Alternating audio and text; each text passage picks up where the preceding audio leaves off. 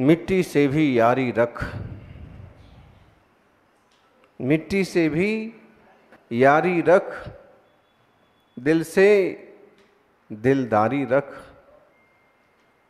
चोट ना पहुंचे बातों से किसी को, चोट ना पहुंचे बातों से किसी को, इतनी समझदारी रख। पहचान हो तेरी हटकर, पहचान हो तेरी हटकर, भीड़ में ऐसी कलाकारी रख। पल भर ए जोश जवानी का, बुढ़ापे की भी तैयारी रख। यूं तो दिल सबसे मिलता नहीं, यूं तो मन सबसे मिलता नहीं, फिर भी जुबान प्यारी रख, फिर भी जुबान। क्योंकि मन में क्या है वो मालूम नहीं पड़ता है, और मन जुबान के रास्ते जब बाहर आता है तो मालूम पड़ता है। मन में तो बहुत सारी बातें हो सकती हैं, किसी के लिए हम बहुत अच्छा सोचते हैं, किसी के लिए हम बहुत अच्छा करना चाहते हैं,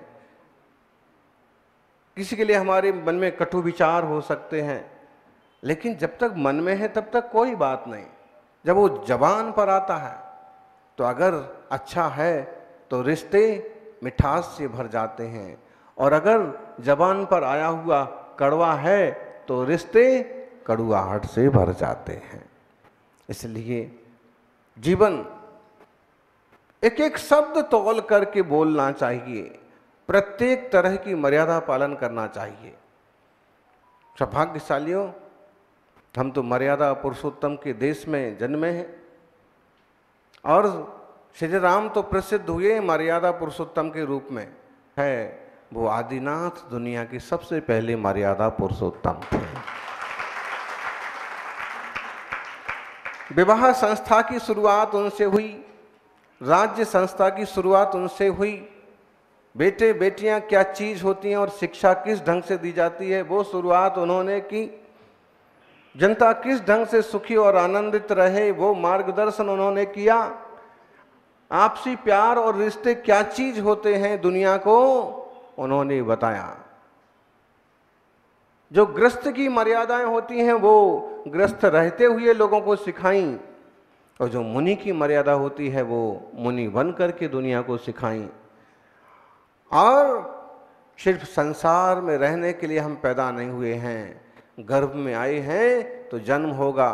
जन्म हुआ है तो तप करो, तप हुआ है तो कर्मों का नाश करो, और कर्म जब नष्ट हो जाएंगे तो केवल ज्ञान होगा, और केवल ज्ञान होगा तो मोक्ष होगा। आत्मा भव के पार चला जाएगा। आत्मार्थियों,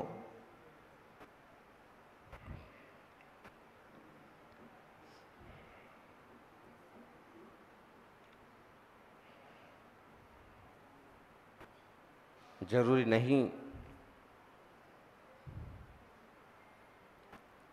नहीं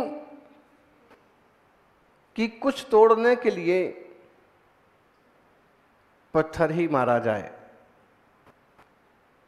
बहुत सारी चीजें केवल लहजा बदलने से टूट जाती हैं। जीवन में अगर आप विवेक पूर्वक प्रवृत्ति नहीं करते हैं तो परिवार जुड़ा नहीं रह सकता है, समाज जुड़ा नहीं रह सकता है।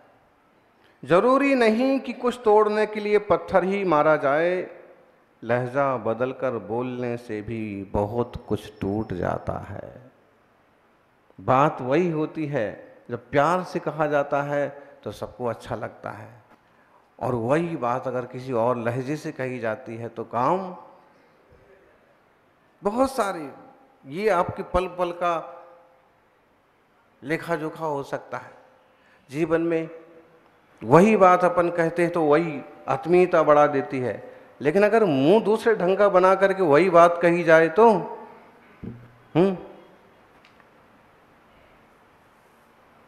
शब्दों को जरा सा आगे पीछे करके कहा जाए तो रिश्तों में तक दरार आ जाती है। द्रौपदी ने क्या गलत कहा था? गलत क्या है इसमें? बोलो। अंधे के अंधे होते हैं, गलत है क्या? गलत तो कुछ नहीं है, जो है सो कह दिया। अंधे के अंधे ही होते हैं। लेकिन उसके साथ एक खतरनाक लहजा और जुड़ गया, और उसके साथ एक हंसी और जुड़ गई।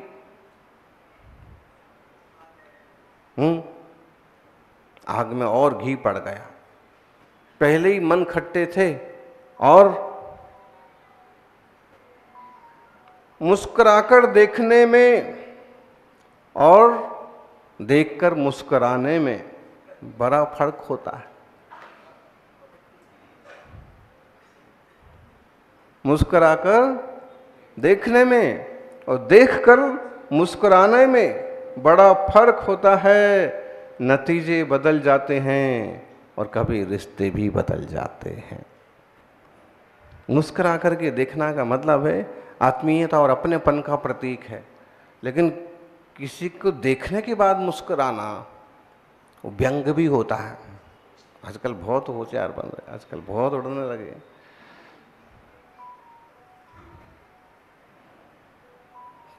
सही कहा जाए तो शब्दों का जितना वजन होता है उससे ज्यादा वजन बॉडी लैंग्वेज का होता है,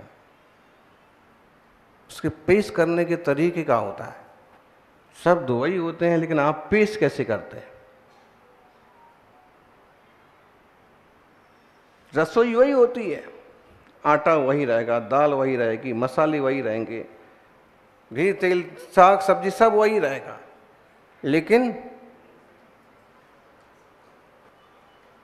पेश कैसे करना। परोसते परोसते पूड़ियां खत्म हो गई, देख रहे कि बहुत थोड़ा ही सा घी तेल बचा, अब क्या किया जाए। भोजन करने वाली तो अभी काफी काफी लोग बाकी हैं। अब ऐसा कह दिया जाए कि नहीं बचा तो किसकी बेइज्जती। हाँ भाई लोगों, तुम्हारी इज्जत जो है इन लोगों के हाथ में होती है। परिवार में एक दूसरे की इज्जत संभाल के चलना पड़ता है, समाज में एक दूसरे का सम्मान करके चलना पड़ता है। और एक दूसरे पर उछालने लग जाएं तो जीना हराम हो जाए। आजकल जो वो होते हैं ना तलाक, उसमें क्या होता है, शुरुआत इसी से होती है। एक दूसरे पर उछालना चालू करते हैं, तुम ऐसे तुम ऐसे तुम ऐसी तुम ऐसे, और बस यहाँ तक बात पहुँच जाती है कि कोर्ट कचहरी, जिंदगी एकदम कचरा हो जाती, पूरी तरह से कचरा हो जाती। मतलब हंसना मुस्कुराना तक गायब हो जाता है। जो रुपया पैसा होगा वो भी सब बर्बाद हो जाता है। और अगर एक दूसरे को शुरू से संभाल लिया जाए कि भाई तेरी गलती है, मेरी भी गलती समझो, ये अपन एक ही है, कहीं हमारी भी लापरवाही है, कहीं आपकी भी लापरवाही है, लेकिन अब हमें इसकी दो लापरवाही हुई ऐसा नहीं समझो। हम समझे कि हम दोनों की गलती है, अब दोनों चीजें सुधारना। तो चाहे वो घर के रिश्ते हों, चाहे समाज के रिश्ते हों, जुड़े रहते हैं। तो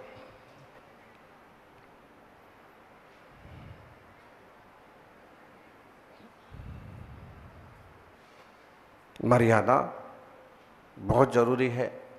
कई बार लोग छोटे बड़े तक की मर्यादा नहीं रख पाते हैं। कौन छोटे हैं कौन बड़े हैं,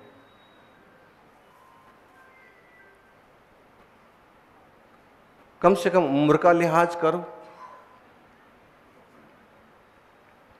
कई बार लोग पद का और पूज्यता का भी ध्यान नहीं रख पाते हैं। वो कौन है, उनके सामने कितना बोलना चाहिए, नहीं बोलना चाहिए। बोलना बहुत लोगों को आता है, लेकिन सक्सेस वो होते हैं जो सही समय पर सही बात बोलना जानते हैं।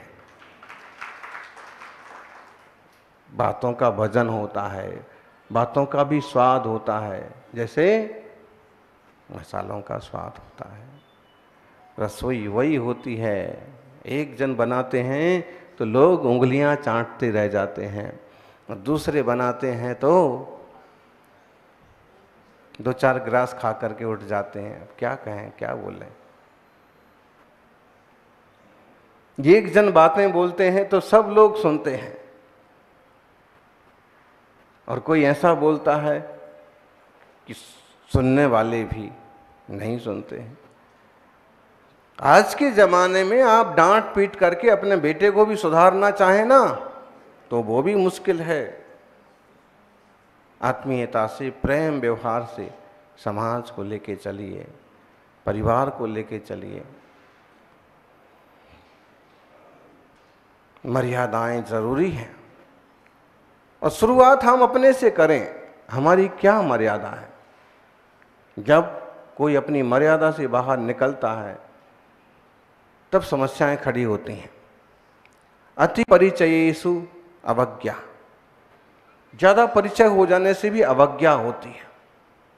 किसी का भी शुरुआत दोस्ती की हुई थी आपकी मोबाइल पर एक रिंगटोन से,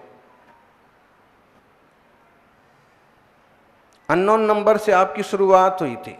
शुरुआत में थोड़ी थोड़ी बातें हुई, बड़े अदब और सम्मान के साथ बातें होती थी, लेकिन जैसे जैसे परिचय बढ़ता गया और आपकी तह आपकी तल उन्हें मालूम पड़ती गई, और अंततः वो स्थिति बन जाती है कि सामने वाला आपको कोई तवज्जो। छोरे छोरियां ठगे भी तो इसी में जाते हैं। कई बार छोरियां इसी तरह से उलझ जाती हैं, और इतनी बुरी तरह से उलझ जाती हैं कि निकलने का रास्ता भी नहीं सोचता, अति परिचय होने से। मर्यादा रखी होती कि हमें किससे बात करना है, किससे बात नहीं करना है, कितनी बात करना है, कितनी बात नहीं करना है। पूज्य पुरुषों के प्रति, बड़े जनों के प्रति उनकी आज्ञाओं का पालन करना है। उनके सामने कौन से शब्द नहीं बोलना है। आज हम यहाँ पर बयान सारों का 28वां सूत्र लेकर के उपस्थित हैं।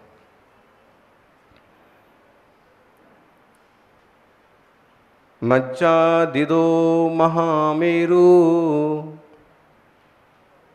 मज्जादिदो महागासो, मज्जादिदो महोदही, मज्जादिदो महामेरु, मज्जादम धारो सदा। बयान सारो छोटा सा सुंदर ग्रंथ है। प्राकृत भाषा की शब्दों का इसमें प्रयोग किया है। अनुष्टुप छंद में रचना है। अब केवल 8 अक्षरों में कितनी बड़ी बड़ी बातें हैं। मज्जादिदो महागासो, महान जो आकाश है ये भी मर्यादित है। आकाश कितना बड़ा है? आकाश कितना बड़ा है? दुनिया में सबसे बड़ी चीज कौन सी है? आकाश से बड़ा और कुछ नहीं है।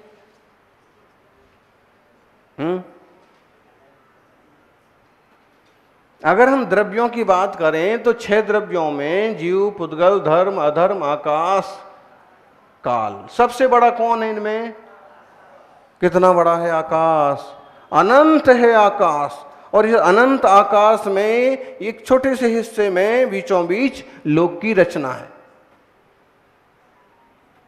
इतना होने के बाद भी वो मर्यादित है।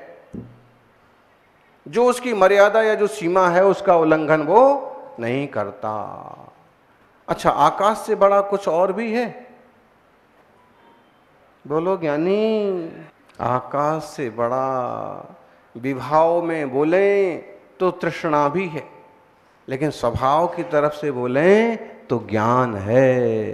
क्योंकि ऐसे और अनंत लोक हों तो भी केवल ज्ञानी के ज्ञान में झलकेगा।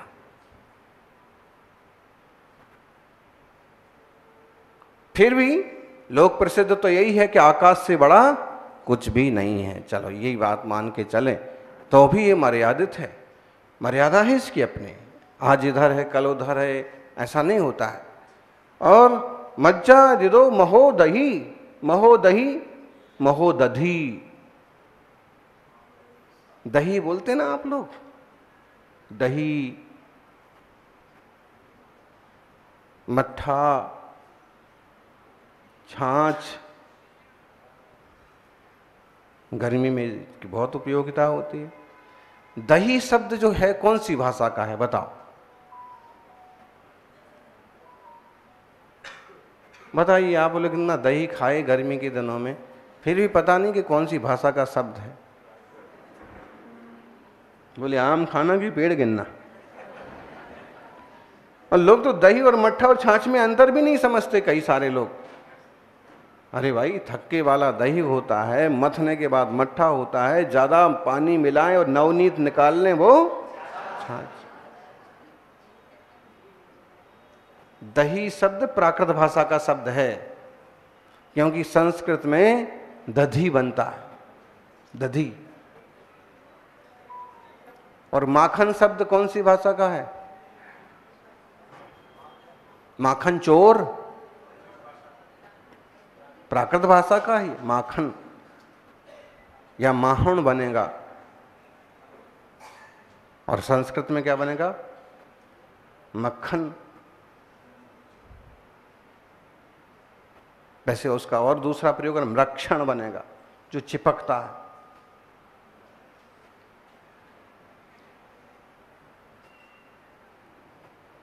अब यहां दही लिखा है, यहां दधी है, उदधी है, महाउदधी। महाउदधी मतलब बड़ा सागर। कितना बड़ा भी सागर हो वो अपनी मर्यादा लांघता है? नहीं लांघता, मर्यादा में रहता है।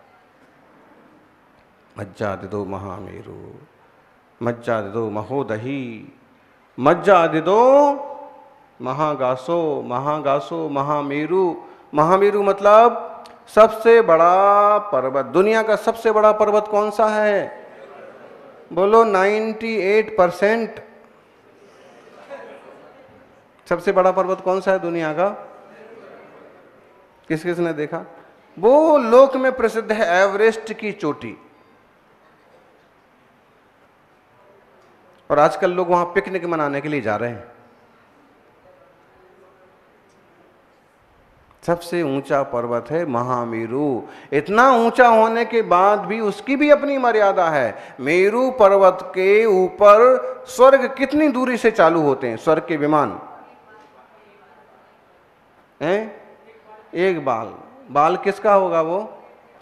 इसका नहीं, नहीं। एक बाल मतलब आड़ा रखो उसको, और सामान्य जो बाल है, इतना सा अंतर के बाद स्वर्ग के विमान चालू है। ऐसा जैन भूगोल में ऐसा कथन है। अब बताइए, अगर यहां पर मर्यादा ना हो तो थोड़ा कम ज्यादा भी तो हो जाएगा।